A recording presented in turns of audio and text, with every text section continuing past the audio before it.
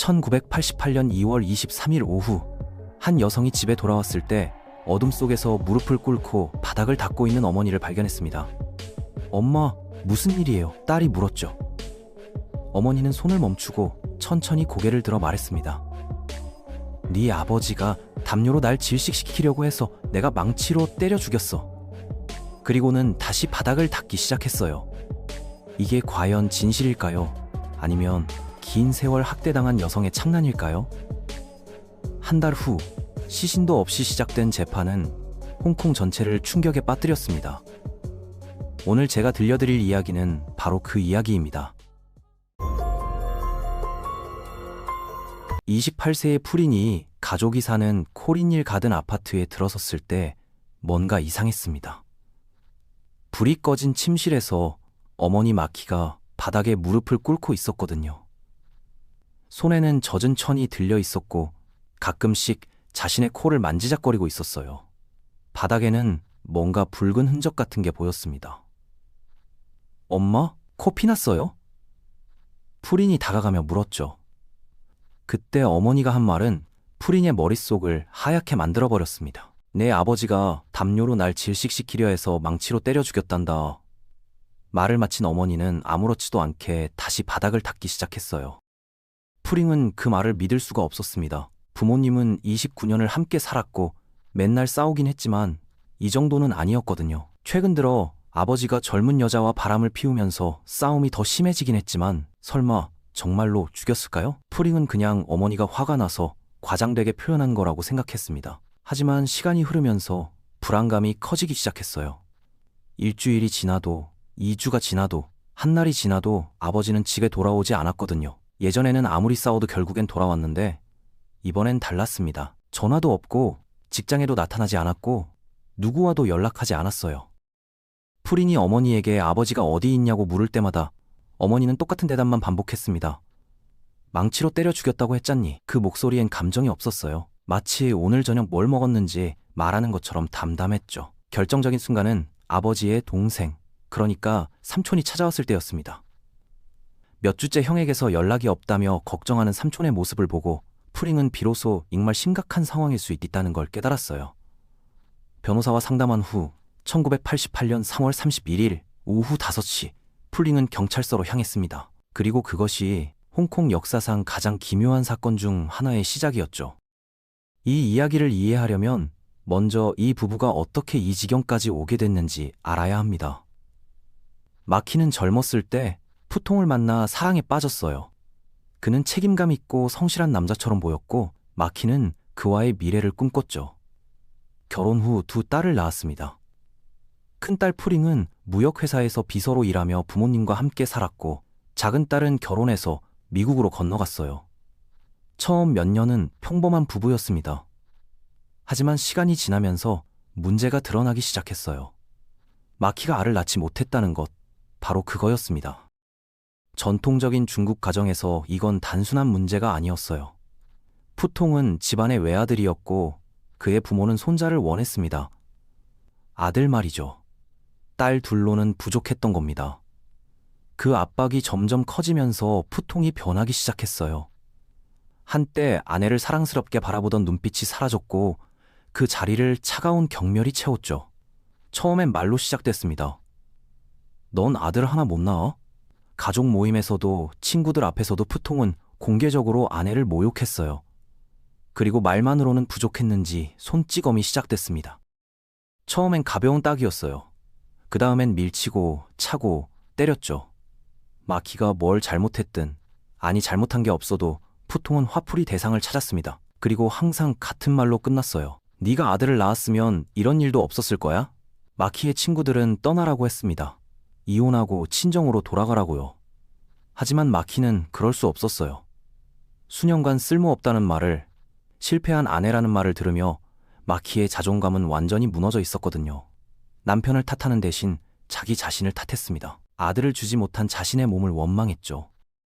게다가 현실적인 문제도 있었습니다. 마키는 전업주부였어요. 직업도 없고 수입도 없었죠. 어떻게 혼자 살아갈 수 있겠습니까? 어렸을 때 푸린이 아버지의 폭력에 떨며 울던 모습이 떠올랐어요. 딸들에게 더 이상의 상처를 줄 수는 없었습니다. 그래서 참았어요. 이를 악물고 버텼죠. 나중엔 나아지겠지. 하지만 나아지지 않았습니다. 세월만 흘렀고 마키는 점점 늙어갔어요. 자신을 경멸하는 남편을 위해 밥을 짓고 청소하는 그저 그런 중년 여성이 됐죠. 그러던 어느 날 푸통이 집에 들어오지 않기 시작했습니다. 처음엔 친구들과 늦게까지 술을 마신 거라고 생각했어요. 하지만 곧 진실을 알게 됐죠. 푸통에게 젊은 애인이 생긴 겁니다. 딸뻘 되는 나이의 여자였어요. 그 여자는 푸통에게 약속했대요. 아들을 낳아주겠다고요. 마키가 주지 못한 걸 자기는 줄 수 있다고 말이죠. 마키는 푸통이 집에 올 때마다 따졌습니다. 어디 있었어요? 누구랑 있었어요? 하지만 푸통은 더 이상 아내의 말에 귀를 기울이지 않았어요. 오히려 짜증을 냈죠. 끝없는 싸움 끝에 마키는 결심했습니다. 이혼해요. 하지만 푸통의 대답은 의외였어요. 젊고 예쁜 애인이 있는데도, 아들까지 낳아준다는 여자가 있는데도 푸통은 이혼을 거부했습니다. 왜였을까요? 집에서 밥을 해주고 청소해주는 아내가 필요했던 거죠. 그리고 무엇보다 재산을 나누고 싶지 않았어요. 이혼하면 반을 줘야 하니까요. 그래서 푸통은 기막힌 선택을 했습니다. 집에서 나가 애인과 살기 시작했지만 이혼 서류에는 절대 서명하지 않았어요.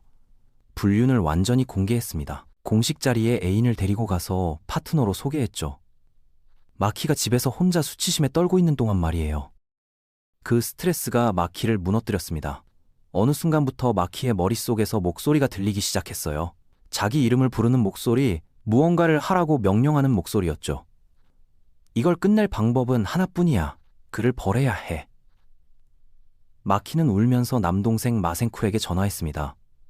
모든 걸 털어놨어요.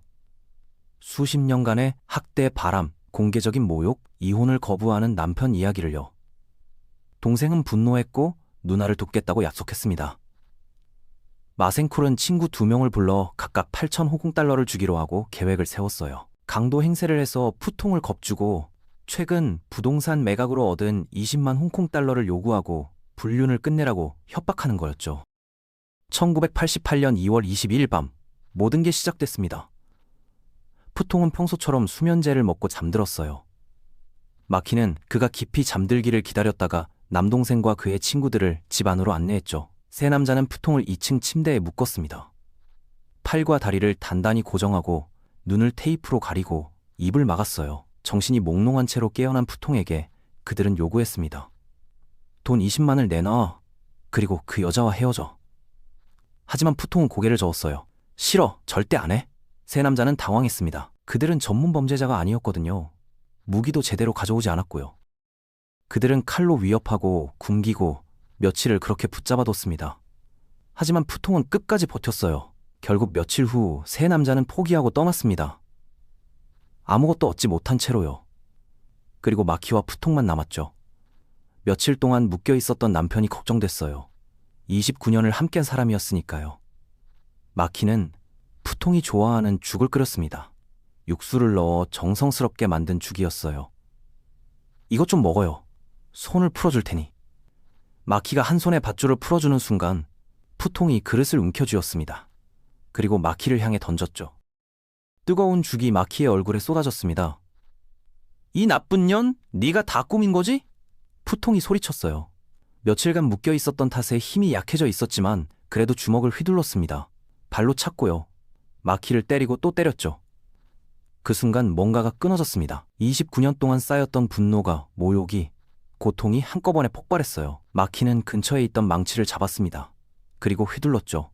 한 번, 두 번, 세 번 계속해서 휘둘렀어요. 비명을 지르면서 울면서 멈출 수가 없었습니다. 푸통이 움직임을 멈췄을 때 방 안은 피로 가득했어요. 벽에도, 천장에도, 커튼에도, 바닥에도요. 마키는 멍하니 남편의 시신을 내려다봤습니다. 그리고 이상하게도 차분해졌어요. 이걸 치워야 해. 가구에 스며들기 전에. 마키는 가정부를 보내 전기톱을 사오게 했습니다. 시신을 작은 조각으로 만들어서 처리하려고요. 하지만 전기톱을 켰을 때 예상치 못한 일이 벌어졌어요. 피가 사방으로 튀어나온 겁니다. 갓 죽은 시신의 혈관에는 아직 피가 흐르고 있었고 전기톱이 그걸 방 전체로 뿌려댔죠. 그래서 수동톱으로 바꿨습니다. 느리지만 더 조용하고 피도 덜 튀었으니까요. 하나하나 조각을 만들고 나니 새로운 문제가 생겼습니다. 이걸 어떻게 버리지? 쓰레기 봉투에 넣어서 버리면 피가 새어나올 거고 냄새도 날 거예요. 마키는 생각했습니다. 그리고 방법을 찾아냈죠. 큰 냄비에 물을 끓여서 조각들을 삶기 시작했어요. 피가 더 이상 나오지 않을 때까지, 냄새가 나지 않을 때까지요. 일부는 오븐에 구웠습니다. 나중에 법정에서 누군가 물었어요. 왜 그렇게 했습니까? 마키는 담담하게 대답했죠. 피가 계속 나오고 냄새가 나면 안 되니까요. 냄비가 작아서 여러 번에 나눠서 작업했습니다. 6번인가 7번인가요. 하루 종일 밤새도록 마키는 일했어요. 삶고, 굽고, 식히고, 봉지에 담았죠. 그 과정 내내 머릿속에 목소리가 들렸다고 합니다. 하고 있는 일에 대해 논평하는 목소리요. 하지만 마키는 만족했어요. 결과물을 보니 더 이상 사람처럼 보이지 않았거든요. 너무 말라 있어서 그게 뭔지 아무도 모를 것 같았죠. 여러 봉지에 담아 서완호 쓰레기장에 버렸습니다. 그리고 집으로 돌아와 청소를 시작했어요. 바닥을, 천장을, 모든 곳에 피를 닦아냈죠. 침대와 카펫에 깊이 스며든 얼룩은 빨간 잉크로 덮었습니다. 그런 다음 사람을 불러 가구를 모두 치웠어요. 푸통의 물건도 전부요. 집이 텅 비었을 때 마키는 푸통에 신분증 사본만 하나 남겨뒀습니다. 몇 주가 지났습니다. 프린이 경찰에 신고하기 직전 마키는 갑자기 말을 바꿨어요. 네 아버지가 그 여자랑 날 죽이려고 했어. 그리고 프린과 함께 다른 아파트로 이사했죠. 1988년 4월 1일 새벽 1시 경찰이 왔습니다. 프린이 신고한 지 몇 시간 만이었어요. 마키는 58세의 작고 마른 여성이었습니다. 처음엔 화장실에 숨어서 나오지 않았어요. 하지만 결국 문을 열고 나왔고 이야기를 시작했죠. 그리고 일단 시작하니 멈출 수가 없었습니다. 모든 걸 털어놨어요. 납치, 싸움, 망치, 토막, 요리까지요. 경찰이 놀란 건 그 내용만이 아니었습니다. 마키의 태도였어요. 너무 차분했거든요.